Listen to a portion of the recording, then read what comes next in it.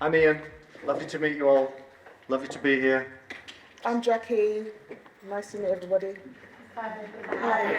Hi, Jacquie. Hi. I'm feeling that I can just speak without a microphone. Is that good? Yeah. How about you, Jacquie? Yeah, I think that's good, yeah. Okay, we don't need mics. This is allegedly a beginner's or something, isn't it? Mm-hmm. Beginners. And I know that some of you are lying. we're on to you.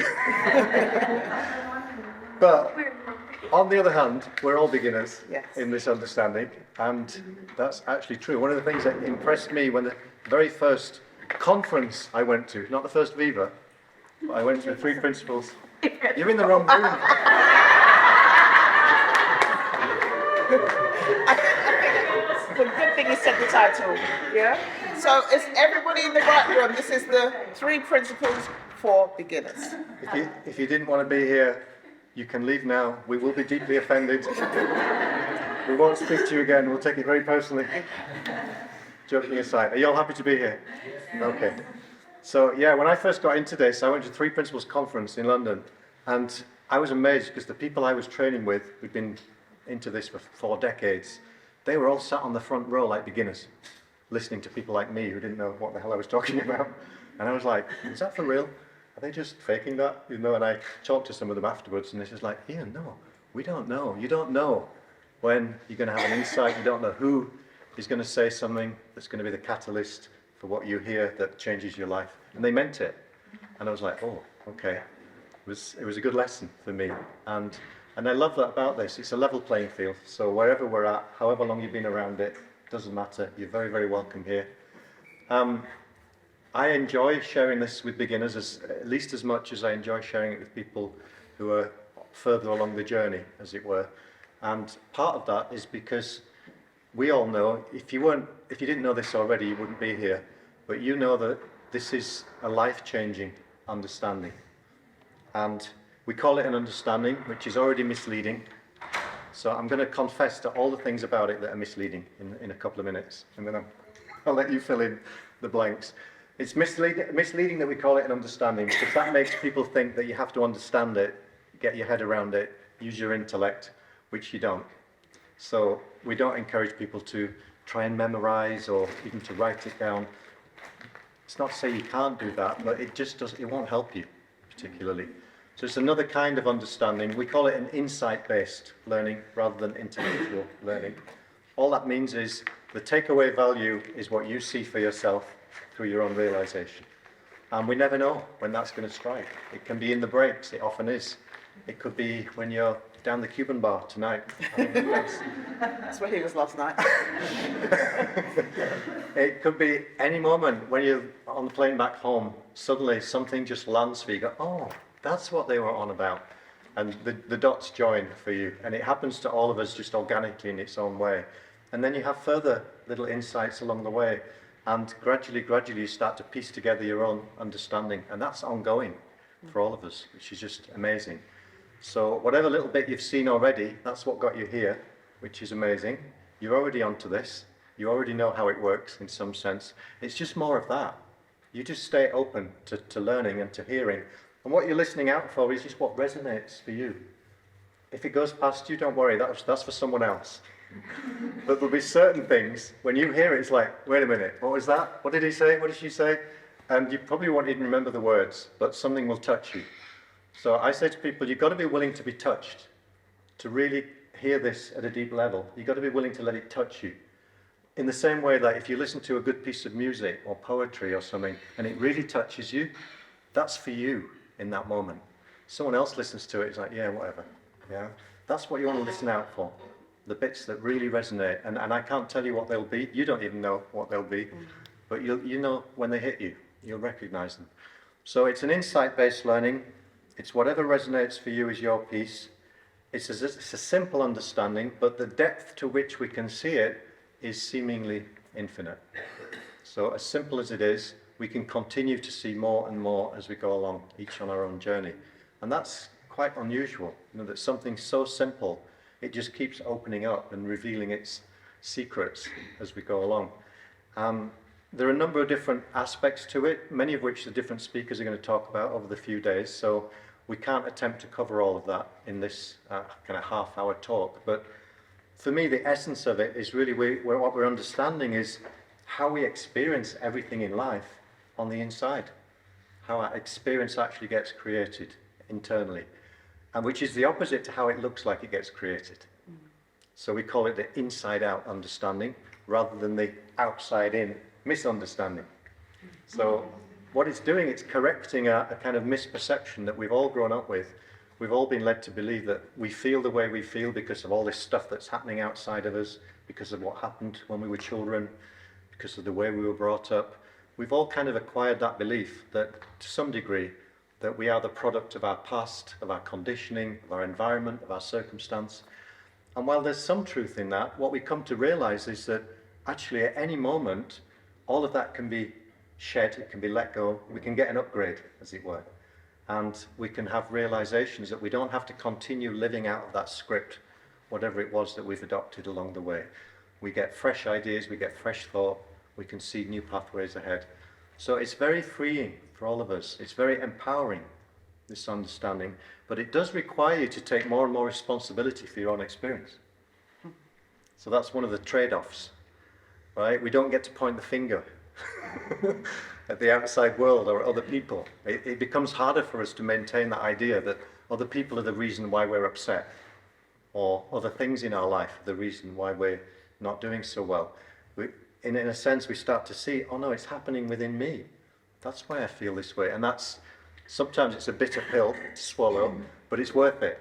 Because at a certain point you realize actually it's a much better way to live, to take responsibility for your own experience. So that's one aspect to it, learning about how our experience is created. The other big aspect is learning about who we really are on the inside. What is our true nature? And discovering, a lot of that journey is discovering what it isn't.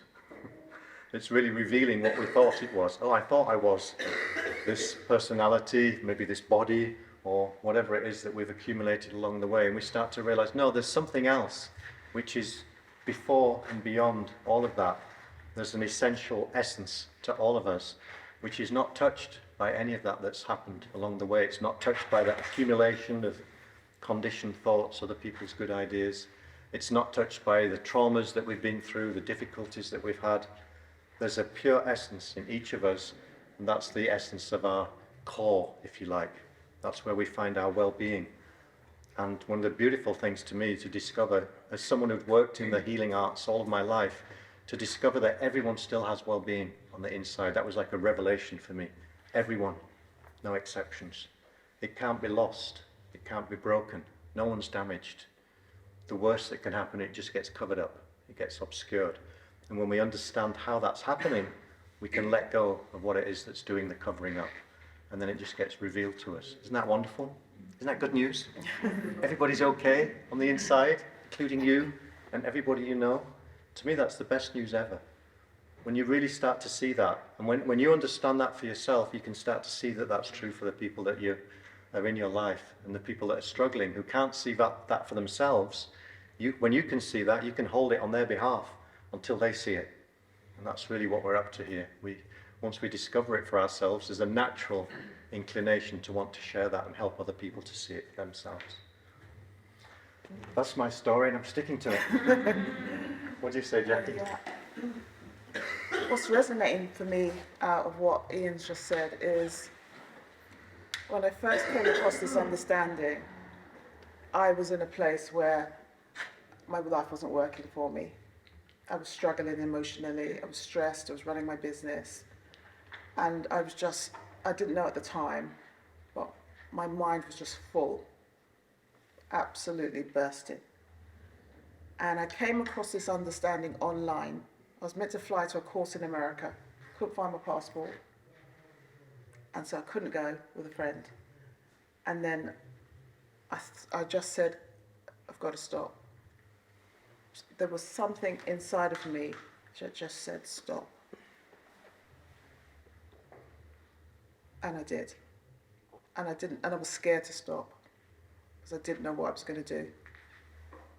But just some wisdom came to me in the moment, and I just slowed down I remember it was coming up to Christmas, and I made the excuse I can stop because it's coming up to Christmas. It was November really, but you know, I used that as the excuse that I could slow down. Right. And the thing is that my business wasn't busy at the time, but I was extremely busy because I was busy up here. So I was going at 100 miles an hour up here. Can anybody relate to that? Some hands up. Okay. 100 miles an hour, trying to work stuff out, trying to work out how I should do this and how I should do that and what I should do, and trying to get rid of this feeling that I was experiencing. And then I came across something online. I said I wasn't going to look at anything else. I said I was going to stop, but my wisdom guided me to have a look at something. And I came across this as 10 years ago, people talking about this understanding. And I was like, I could relate to that. I can relate to that. I can relate to that. Oh my God. Oh my God. And so when Ian spoke at the beginning about we're all beginners. I'm still a beginner. And I've been around this for 10 years, and I've shared it with hundreds and hundreds of people. I'm still a beginner. Nothing to be sorry about. Because we're all experiencing our lives moment to moment, so there's always a new beginning. Every moment is a beginning. And there's this opportunity for us to be curious when we look at life as being beginners.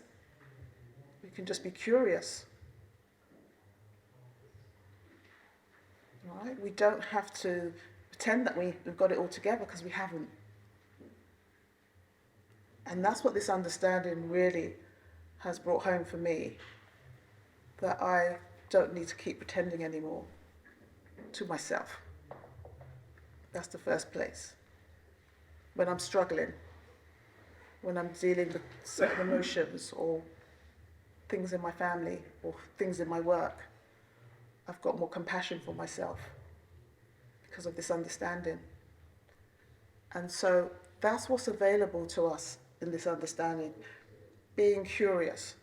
Why there's so many people in this room that have been around this understanding for so long, the curious. Not about what me and Ian are going to speak about, there might be a bit of that, but more about what's available to them.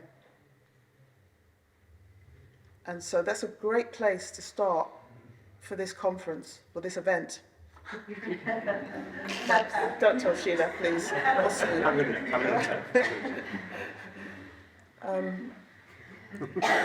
So just being open. And when I first came across this understanding, couldn't understand it.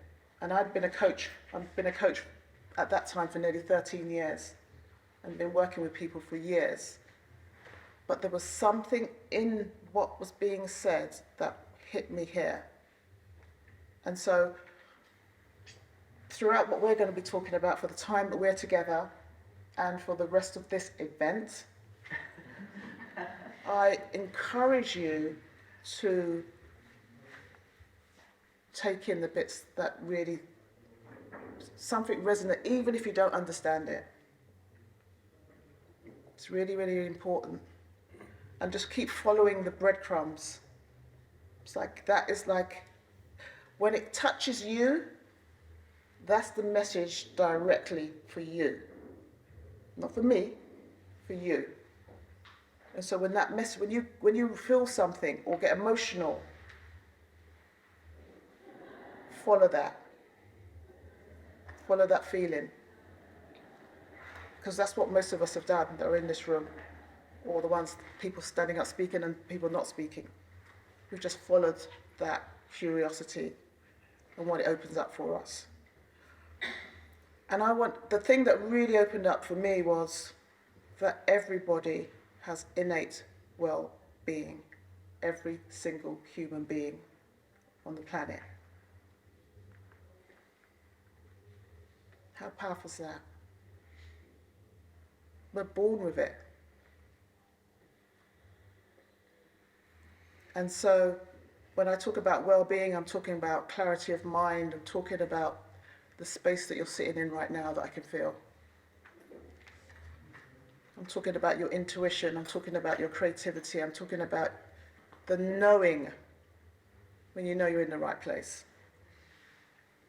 Even when things have transpired that you shouldn't be here or shouldn't be in the places that you should have been in. There's that deep inner knowing. Keep being curious about that wisdom. We call it like our own inner navigation system. It's guiding us. And we've been taught from school to ignore that. We're taught to be intelligent and forget all the other stuff, all the other senses. And so we encourage it all, intelligence and you bringing back all, getting reconnected to those places that you actually know and that know you.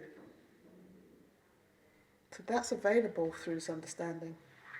I don't know if you want to say anything more.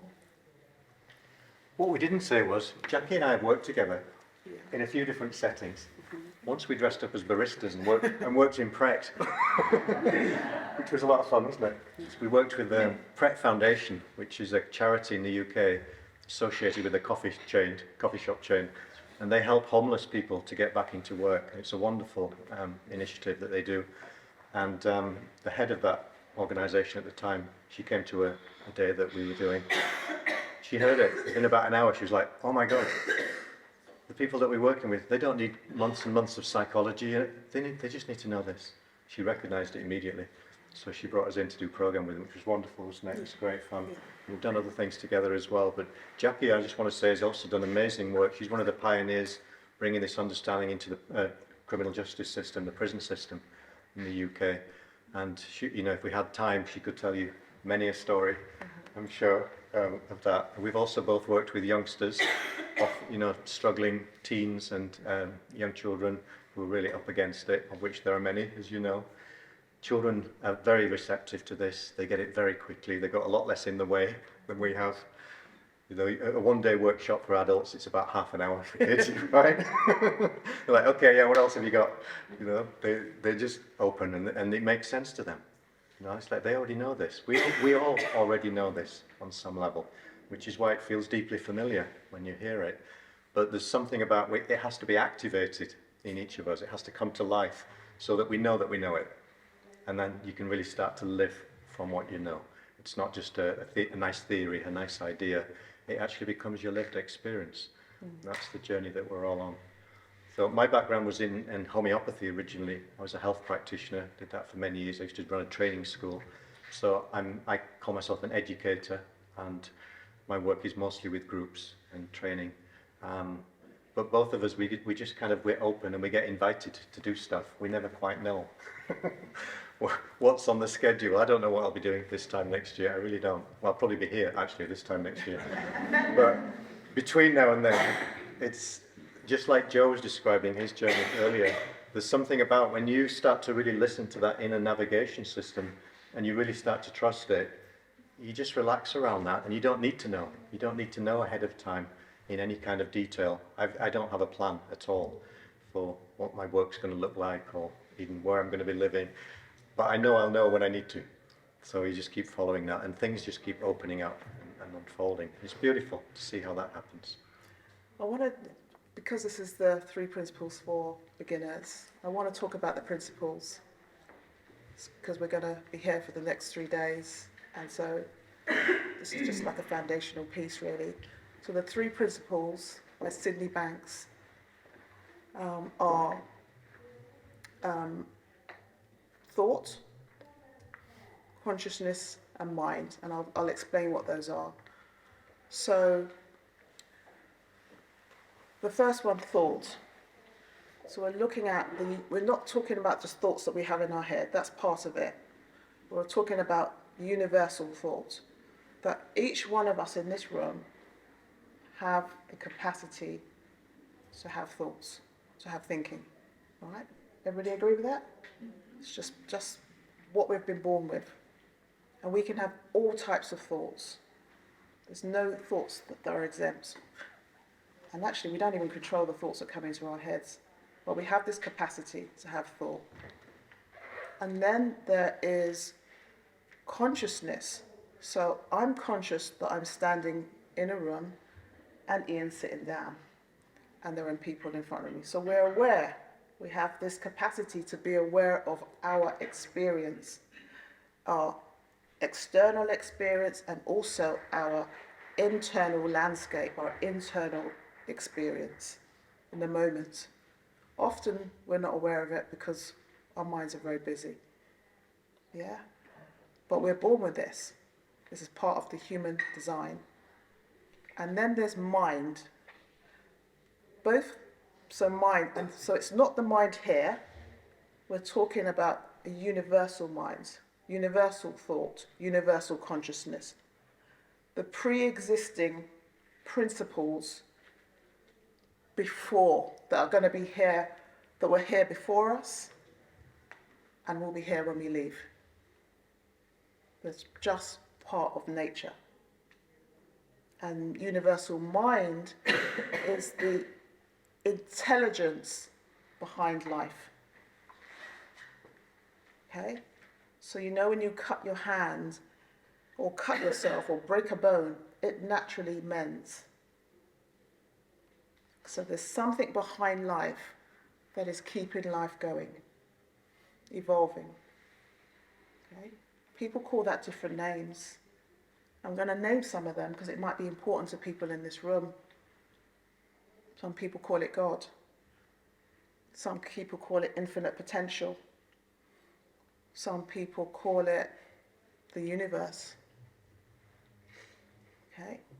So there's something behind life, before us and after us, and working through us, that is powering our experience and the world. Okay? So these are the three principles. And when we point to the principles, we're pointing to how that is in you, in every single human being. So one of the things that I loved about this understanding was when they said it was a level playing field, it really is. So we don't all look the same in this room. We haven't all had the same experiences. Okay? But there is something that is universal to all of us as human beings. And it's how our experience is created in the moment, and in the moment, and in the moment, and in the moment. There's something behind the scenes powering that and making that happen. And so that's what that's what we're going to be exploring this whole weekend. I'd love to open it up to if anybody has any questions that would really be helpful. So we can speak to what you want. You can truly ask us anything.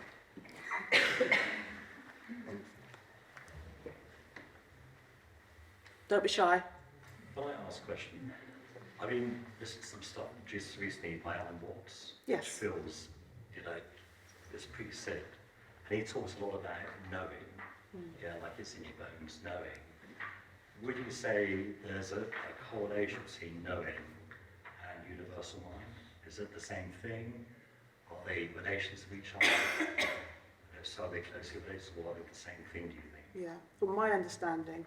So one of the things about us sharing, everybody will be sharing from their own insights. So what I've seen. So what I've seen is that knowing is part of who we are. It's part of our nature. And if you've been brought up not to trust your knowing, you're going to look elsewhere for answers. That's what we spend most of our lives doing when we're growing up. Knowing is that universal intelligence, that know. You know when you just know? Insight, wisdom, intuition. When we worked in the prisons, gut feeling.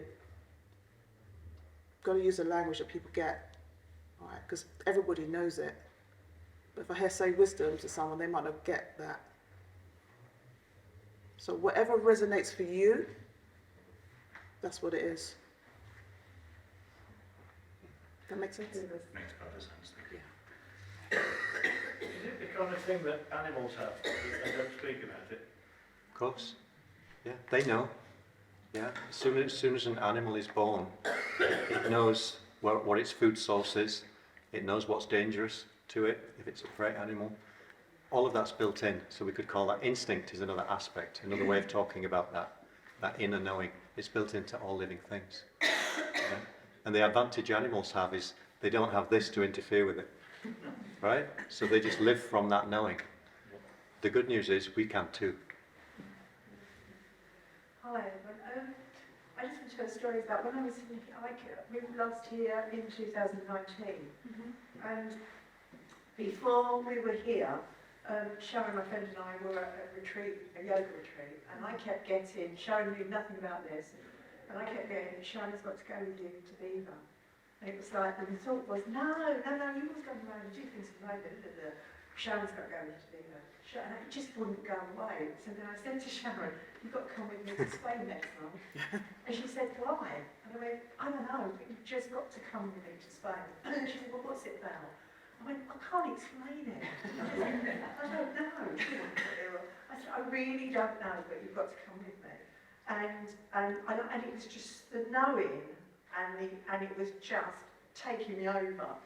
Anyway, so we came to Spain, and do you want to tell me your story, or do you want me to continue? Okay. Okay. And so we came here, and she absolutely got it. She just, whatever, she got it, and it was absolutely. And then we get home, and we're planning to do other things. In 2 weeks? Yes. 2 weeks later, Sharon phones me out, her daughter died. And it was absolute tragedy, but Sharon explained this, if she hadn't had the foundation of this, she'd never been able to get through it. And I think that's the ultimate knowing for me. And so I just wanted, it's just, when you know, you know. And you get, thought might get in the way, but actually we've always, it's what you're both saying, it's that universal intelligence is there. Do you want to sort of say anything about that? Yeah, I mean, thanks to Vinny, I mean, the coping mechanism was open. I come to the 3 principles and do the beginner's group, which I've come back into because I feel that I can still learn from it. That gave me the insight within me to understand why I'm on this journey of loss. And how do I get through this journey of loss? Only I can do it, because it's my journey. And it was great, it was hard, but I came out the other end understanding why I was going through it. And it's because it's a thread of life, it's a path. And I am a great believer that I am not in control, so whatever it takes me on, fine. It's my journey, accept it, and then move on to the next path. It's just a thread. And this is what I've been following with the principles ever since. Thank you. Thank you for both for sharing that, and thank you for being here with us. I just have an interesting question. Thank you, by the way, for this lovely introduction. It's really enjoyable. What is the difference between thought and mind? I feel I understand what mind is, I just don't know how it relates to thought. It's funny, in one of his talks, Sydney Banks confessed, he said, there aren't really 3 principles. It's all one. It's 3 different ways about talking about one thing. And everybody complains, like, Sid, you've been telling us there's 3. Why do you tell us there's 3? He said it'd be a very short conversation. That was his answer. But one of the ways that we can only really talk around this. We can't talk directly to it, because we're talking about something that's before form. So the principles are formless. So as soon as we put it in words, that's form. That's not it. So it's, using words like thought and is already confusing, because we already have ideas of what those words mean. Yeah. So when we say thought, people often think that's, let me think about that. That's thought. That's not what Sid Banks meant. And his definition of thought was, he said, all of life is one divine thought. That's the way he saw it. So from his definition, universal mind energy, which is the energy of all things, has a creative aspect to it. He called that thought. Okay. What comes out of the... Exactly. He said thought is the mystical bridge between the formless and the form. That to me is I can't say it any better than that. That's really what he was intending when he's using that term. Yeah. So this event, for example, is This event, come out of this. exactly. It began as thought and then it comes into form. Yeah. But thought itself, once we think it, that's a form. It's a thought form. But it's the same energy that creates experiences within us. It's actually that energy is creating everything that we see in the world. It's the same energy. Does that make sense? Hello. Thank you. Thank you. What else? Got a few minutes. Yes. I'm just interested in what coaching from a 3P's perspective looks like. So I assume, Jacquie, when you came across it, then your coaching was infused by it. So, yeah, what does it look like? Well, it's changed over the years. Been around this conversation for 10 years, and at the beginning, I didn't really consider myself a coach anymore for a while, and I threw myself into this understanding, sharing it wherever I got the opportunity to share it in many different settings. I've shared it in 15 different kind of groups, from CEOs to children at school, young people in gangs, prisons for years, right across the board, everything in between. I'm now sharing it with clinical and non-clinical staff in the NHS, social workers, and I point to the truth in all of us.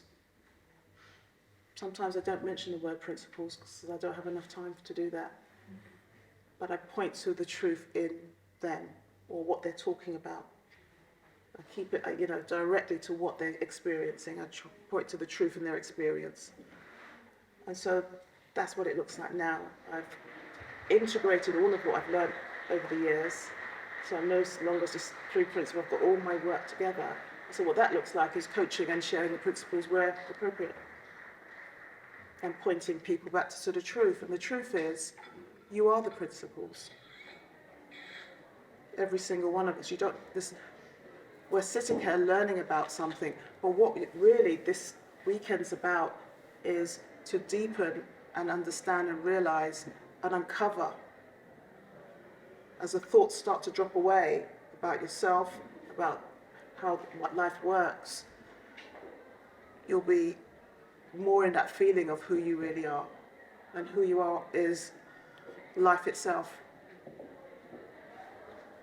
in the form as these separate individuals, unique, beautiful individuals in the world. So we are universal mind in the form, in these body bags, I call it. White, brown, black. Yeah? And that's who we are. And so the principles just help you understand what's behind all of that, your human experience. Coming to the end now, we've got to, thank you. Thank you.